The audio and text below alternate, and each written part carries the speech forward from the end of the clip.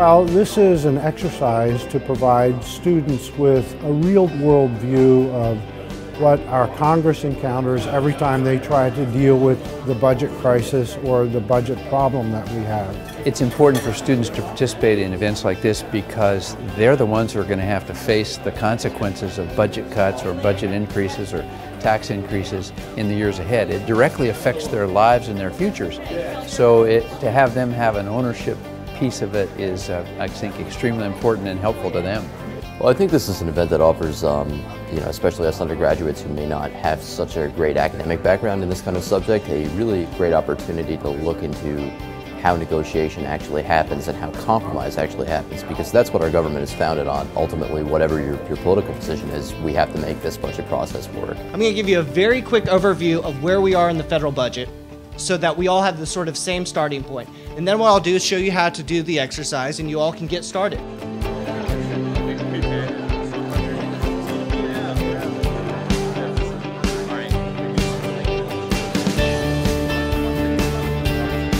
It's kind of like mock Congress. We're kind of just seeing what could happen. I mean, these are people who actually served in Congress, so I think this can kind of shed light on what could actually happen.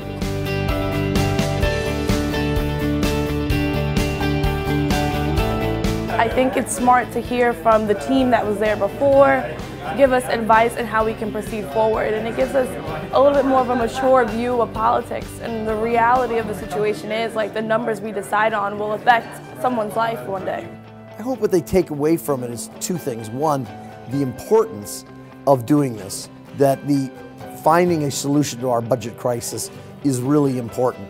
And the second is how difficult it is. And so they have some appreciation for what members of Congress and the others in the executive branch and everybody else that's involved in this process, how difficult it is to go through this. It was a wonderful experience.